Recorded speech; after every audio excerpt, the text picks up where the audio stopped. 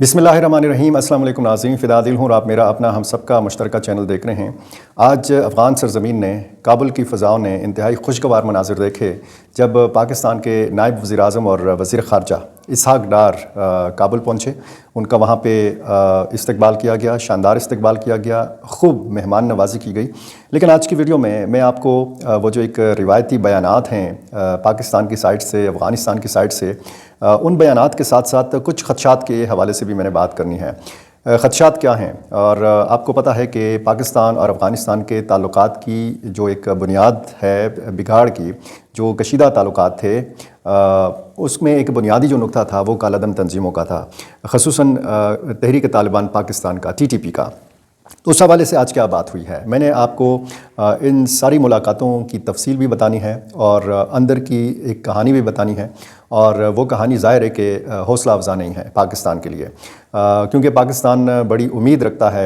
इस दौरे से उम्मीदें तो हैं, बहरहाल बर्फ़ पिघली है और ये कहा जा सकता है कि एक खुशगवार जो मनाज़िर का मैंने ज़िक्र किया वो इसी पिराए में किया, इसी तनाज़ुर में किया कि ये जो मुलाकातें हैं इन मुलाकातों का सिलसिला जो है ये बढ़ना चाहिए और इसी चीज़ पर इत्तेफाक हुआ है। पाकिस्तान का वफ़द किया और जब वफ़द गया वहाँ पे इसहाक़ डार की सरबराही में, तो ऐन उसी वक्त यहाँ पे मौजूद थे अफ़गानिस्तान के वज़ीर तिजारत नूरुद्दीन अज़ीज़ी। और ये ऐन उसी वक्त ये दौरा हो रहा है कि जब हज़ारों की तादाद में अफ़गान महाजिरीन को पाकिस्तान से निकाला जा रहा है। अफ़गान महाजिरीन के मामले पर भी बात हुई है और उसमें कुछ खुशखबरियाँ भी हैं अफ़गान महाजिरीन के लिए। लेकिन वो बड़ी खुशखबरी कि जिसका इंतज़ार किया जा रहा था, और वो खुशखबरी मतलब वो उम्मीद ये थी कि पाकिस्तान शायद मोहलत दे देगा मज़ीद POR कार्ड होल्डर्स को, ACC कार्ड होल्डर्स को, या जिस तरीके से ये इनखला हो रहा है अफ़गान साइड से, उस पर मुतालबा ज़रूर सामने आया है कि ये जो वापसी है ये बावकार होनी चाहिए। अफ़गान साइड से ये मुतालबा बिल्कुल नहीं किया गया कि जो आप फ़ौरी तौर पर तमाम के तमाम अफ़गान महाजिरीन का जो इनखला है वो रोक दें। उन्होंने मुतालबा ये किया है कि ये जो इनखला है ये बावकार अंदाज में होना चाहिए और ये जो है एक मेकैनिज़म के तहत होना चाहिए। ख़दशात के हवाले से मैंने बात करनी है और ख़दशात ज़ाहिर है कि TTP के हवाले से हैं। इस अहम दौरे में इसहाक़ डार ने 3 अहम मुलाकातें की। एक तो अफ़गान वज़ीर-ए-आज़म से उनकी मुलाकात हुई, मुल्ला हसन अख़ुन से। इससे पहले उनकी अमीर ख़ान मुत्तकी जो वज़ीर ख़ारजा हैं अफ़गानिस्तान के, उनके साथ उनकी मुलाकात हुई। और फिर अफ़गान वज़ीर-ए-आज़म के बाद उनकी मुलाकात हुई नायब वज़ीर-ए-आज़म से, अब्दुस्सलाम हनफ़ी से। लेकिन जो मुलाकातें नहीं हुईं उन पे बात कर लेते हैं। मुलाकात नहीं हुई इसहाक़ डार और मौलवी याकूब मुजाहिद की, जो मुल्ला उमर के साहिबज़ादे हैं और अफ़गानिस्तान के वज़ीर दिफ़ा हैं। मुलाकात इसहाक़ डार की नहीं हुई ख़लीफ़ा सिराजुद्दीन हक्कानी से, जो अफ़गानिस्तान के इस वक्त भी वज़ीर दाखिला हैं। ये 2 अहम वज़रा जो हैं, इनके बग़ैर TTP का मामला, TTP के मामले पर पेशरफ़ जो है ये मुमकिन ही नहीं है। और इन जो 3 मुलाकातें हुई हैं इनमें बहुत सारी बातें हुई हैं सिक्योरिटी के मामलात के हवाले से, अफ़गान सरज़मीन के हवाले से। लेकिन जो बुनियादी एक मामला है उस पर मैंने बात करनी है। लेकिन एक रिवायती जो बयानात दोनों तरफ से हैं उस हवाले से भी मैं आपको बताऊं। ये जो इसहाक़ डार का दौरा मुमकिन हुआ है, इसमें बुनियादी जो किरदार है ये एम्बेसडर मोहम्मद सादिक़ ख़ान का है। अफ़गानिस्तान के लिए ख़ुसूसी नुमाइंदे मोहम्मद सादिक़ ख़ान, आपको पता है कि एक अरसे से जब से उन्होंने ये मनसब संभाला है सरगर्म है और बैक डोर डिप्लोमेसी के तहत भी कुछ मामलात जो हैं पाकिस्तान और अफ़गानिस्तान के तय हुए हैं। और इससे पहले वो मुतअद्दिद मरतबा काबुल गए, ख़ुद उन्होंने ज़मीन हमवार की, जिस तरह हम पश्तो में कहते हैं कि जी ज़मीन हमवार करना, और उसके लिए फिर एक मुमकिन बनाना इस दौरे को, क्योंकि कशीदगी बहुत ज़्यादा थी पाकिस्तान और अफ़गानिस्तान के बीच में। हम जब अफ़गानिस्तान का मौजूदा दौर देखते हैं, यानी तालिबान दूसरी मरतबा बरसर-ए-इक़्तिदार आए हैं, तो कोई 3.5-4 साल बाद ये पाकिस्तान के वज़ीर ख़ारजा का दौरा काबुल है। इंतहाई अहमियत का हामिल ये दौरा इसलिए भी है कि इसकी ज़रूरत महसूस की जा रही थी। इलेक्शन से पहले आपको पता है PDM की पाकिस्तान में हुकूमत थी और बिलावल भुट्टो ज़रदारी वज़ीर ख़ारजा थे। उनके बारे में कहा जाता है कि वो पूरी दुनिया घूम आए लेकिन वो काबुल नहीं जा सके, जो पड़ोस में ही वाक़या है, 1-1.5 घंटे के फासले के ऊपर वाक़या है। इसहाक़ डार के हवाले से भी यही कहा जा रहा था कि वो क्यों नहीं जा पा रहे, क्या उनकी मसरूफ़ियात इतनी ज़्यादा हैं कि वो इतने इम्पॉर्टेंट मुल्क के अंदर उसके दारुल हुकूमत में अब तक वो दौरा नहीं कर सके। और बीच में جب ہم دیکھتے ہیں ایک تو شاہ محمود قریشی کا دورہ تھا، اس وقت ہم دیکھ رہے تھے کہ پاکستان اور افغانستان کے تعلقات اتنے زیادہ خراب نہیں تھے، لیکن جیسے جیسے وقت گزرا، جیسے جیسے پاکستان میں دہشت گردی کی ایک دوسری جو لہر ہے اس میں شدت آئی، تو پھر پاکستان اور افغانستان کے تعلقات بگڑے۔ اور کس وجہ سے بگڑے؟ کالعدم TTP بنیادی اس میں نقطہ تھا۔ اسحاق ڈار نے کابل میں پریس کانفرنس کی، انہوں نے تاجروں کو مراد کے حوالے سے بات کی، اور انہوں نے یہ کہا کہ ہمارا مذہبی ہمسائیگی کا اور بھائی چارے کا جو فریضہ ہے وہ یہی ہے کہ ہم ایک دوسرے کی شکایات کو سنیں، ایک دوسرے کے مسائل کو حل کریں۔ اور جو افغان مہاجرین کی شکایات ہیں انہوں نے اس حوالے سے کہا کہ درست برتاؤ جو ہے، مناسب سلوک جو ہے افغان مہاجرین کے ساتھ یہ کیا جائے گا، اور اس کے حوالے سے اگر کسی کو شکایت ہوگی تو اس کے لیے پھر ایک کمیٹی فوری طور پر قائم کی جائے گی اور لینڈ لائن کی سہولت دی جائے گی، فوری طور پر افغان مہاجرین شکایت کر سکیں گے اور پھر ان شکایات کا ازالہ ہو سکے گا۔ یہ بھی بتایا گیا ہے کہ جو افغان مہاجرین جائیدادیں بیچنا چاہتے ہیں، اپنی اشیاء، اپنے اثاثے بیچنا چاہتے ہیں، فروخت کرنا چاہتے ہیں، ان کو آزادی ہوگی۔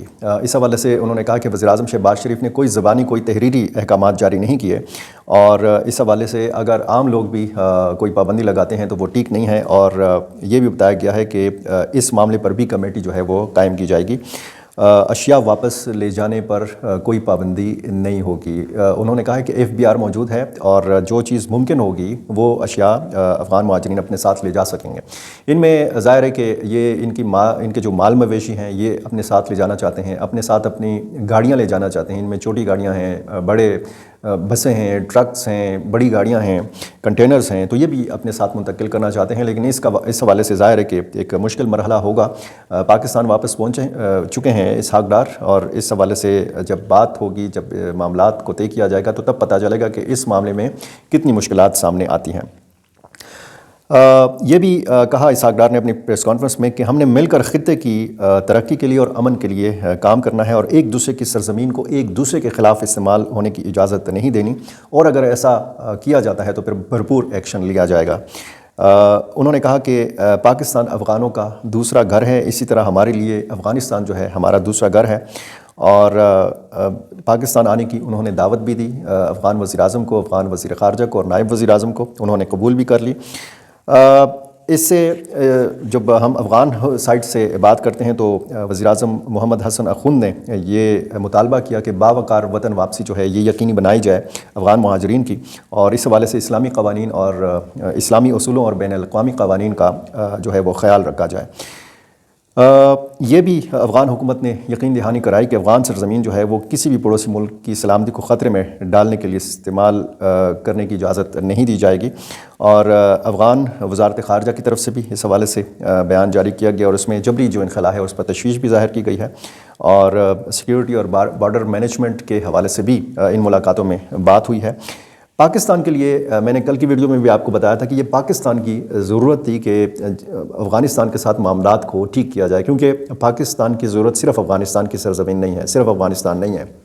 پاکستان کی ضرورت جو ہے وہ ان منڈیوں تک رسائی ہے جو افغانستان کی دوسری طرف منڈیاں واقع ہیں، وہ ہیں آپ کو پتہ ہے وسطی ایشیا کی ریاستیں ہیں، اور اس میں بہت اہم جو منصوبے ہیں وہ کاسا زر ہے، ٹاپی منصوبہ ہے، گیس منصوبہ ہے، Afghan trans fibre optic project ہے۔ یعنی افغانستان کو نظر انداز آپ کیسے کر سکتے ہیں؟ پاکستان ہوا میں چھلانگ لگاتے ہوئے وسطی ایشیا کی ریاستوں تک نہیں جا سکتا، اس کے لیے افغان سرزمین اور پھر افغان حکومت کے ساتھ، افغان قیادت کے ساتھ پاکستان کے اچھے تعلقات جو ہیں وہ انتہائی ضروری ہیں۔ اسی طرح تجارت کے معاملات کے حوالے سے بات کی جائے تو افغان تاجروں کی ضرورت ہے پاکستان۔ تو میں بار بار جب اپنی ویڈیو میں بات کر رہا ہوتا ہوں اور پھر میں افغانستان کے معاملات کے حوالے سے بات کر رہا ہوتا ہوں تو پھر میں اس پوائنٹ پہ بات کرتا ہوں کہ یہ دونوں ملک جو ہیں ایک تو ہمسایہ ہیں، ان کے مذہبی رشتے ہیں، ان کے لسانی رشتے ہیں، ان کے ثقافتی رشتے ہیں، ان دونوں ملکوں کو آپ ایک دوسرے سے جدا نہیں کر سکتے۔ سیاسی تنازعات ہیں، ایشوز ہیں جن پر بات چیت کا آغاز ہو چکا ہے، لیکن یہ جو بات کی جاتی تھی کہ جی TTP کے لوگوں کو گرفتار کیا جائے اور پاکستان کے حوالے کیا جائے، اس حوالے سے کوئی بات نہیں ہے، اور کارروائی ان کے خلاف بھی افغان طالبان جو ہے وہ اس حق میں نہیں ہے، افغان طالبان کی جو اکثریت ہے کہ وہاں پہ TTP یا حافظ گل بہادر گروپ کے خلاف کارروائی کی جائے، اور چیلنج صرف ٹی ٹی پی بھی نہیں ہے. اگر ٹی ٹی پی کے ساتھ معاملات طے ہو جاتے ہیں پاکستان کے بذریعہ افغان طالبان، تو پھر ظاہر ہے کہ یہاں پہ حافظ گل بہادر گروپ کی مختلف شاخیں ہیں، یہاں پہ لشکر اسلام ہے، بلوچستان کی جو تنظیمیں ہیں، بی ایل اے ہے، بی ایل ایف ہے، بی این اے ہے، جو بھی مجید بریگیڈ ہے، وہ تنظیمیں بھی ہیں، اور ان تنظیموں کے لوگوں کے حوالے سے بھی کہا جاتا ہے کہ وہ افغانستان میں موجود ہیں، ایرانی اس سائٹ پہ بھی موجود ہیں. لیکن چیلنج جو ہے وہ صرف ٹی ٹی پی نہیں ہے. اب مشترکہ جو چیلنج ہے پاکستان اور افغانستان کا، اور وہ ہے داعش خراسان. داعش خراسان نے بہت رقیق حملے، بہت خطرناک حملے کیے ہیں افغانستان کے اندر بھی اور پاکستان کے اندر بھی. تو یہ جو چیلنجز ہیں، ظاہر ہے کہ یہ مختلف جو معاملات ہیں یہ براہ راست تعلق رکھتے ہیں افغان وزیر دفاع کے ساتھ، افغان وزیر داخلہ کے ساتھ، اور دونوں کی سراج الدین دونوں کی اسحاق ڈار سے ملاقاتیں نہیں ہو سکیں.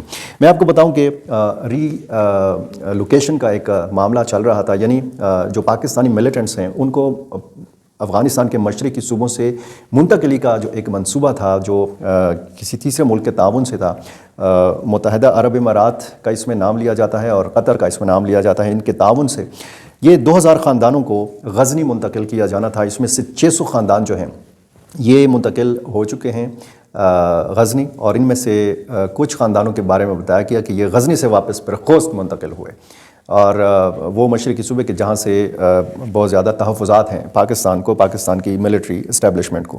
کوئی 2 سال قبل پاکستان کا ایک پروجیکٹ تھا، اور وہ تھا لشکر اسلام کے جو لوگ ہیں جو افغانستان میں تھے ان کو خاندانوں سمیت ارزگان جو صوبہ ہے وہاں پہ منتقل کیا جائے. لیکن وہاں پہ چونکہ ایک پورا ایک صحرا تھا، وہاں پہ سہولیات نہیں تھیں، تو بہت زیادہ یہ لوگ پھر تنگ آ گئے اور پھر اپنی اپنی جگہوں پہ یہ واپس چلے گئے جہاں سے ان کو منتقل کیا گیا تھا. خواجہ آصف پاکستان کے وزیر دفاع کا بیان آپ کو یاد ہوگا، انہوں نے ایک اسی حوالے سے بات کی تھی کہ ان سے یعنی پاکستان سے ڈیمانڈ کی گئی ہے 10 ارب روپے کی، پاکستانی روپے 10 ارب روپے کی ڈیمانڈ کی گئی ہے کہ پاکستانی جو ملیٹنٹس ہیں ان کو منتقل کیا جائے مشرقی صوبوں سے افغانستان کے وسطی صوبوں میں، خصوصاً غزنی میں.